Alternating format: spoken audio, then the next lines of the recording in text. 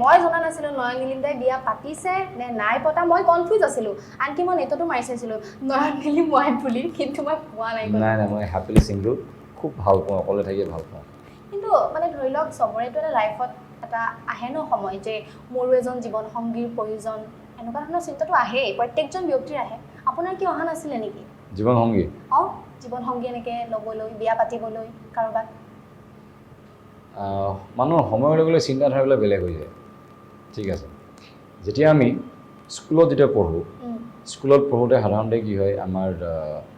হয়তো আমাতকৈ ডাঙৰ ছোৱালী ভাল লাগে বহুতৰ ৰাইট সেইটো কিন্তু কমন দেই ল'ৰাবিলাকৰ ডাঙৰ ছোৱালী বেছি ভাল লাগে সেই কনচেপ্টটো এখন বনাইছিলোঁ আবেলি বুলি এটা আমি কনচেপ্ট বনাইছিলোঁ ভিডিঅ' ফিল্মেই আছিলে তাৰপিছত সমান বয়সীয়া কিন্তু তোমাৰ ছোৱালী কেতিয়াও ভাল নাপায় ল'ৰাবিলাকে তেতিয়া এনেকুৱা এটা হয় যদি কাৰোবাৰ জীৱনত প্ৰেম হৈ যায় তেতিয়া ভাবি ছোৱালীজনীৰ জীৱনত চবচে ধুনীয়া ছোৱালীজনী তাই চবচে ধুনীয়া ছোৱালীজনী তাই যদি তাই মোৰ জীৱনৰ পৰা যদি গুচি যায় মোৰ জীৱনটো খতম ইজ ফিনিছ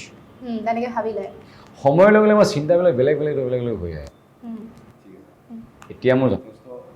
বয়স হৈছে দিয়াচোন আৰু হয়তো সেইখিনি সময়ত যদি তোমাৰ কণ্টিনিউ যদি কৰি যদি আমাৰ প্ৰেমটো যদি আগবাঢ়িলে হ'লে হয়তো মই আজি 3-4টা বাচ্চাৰ বাপেকে হৈ থাকিলোঁ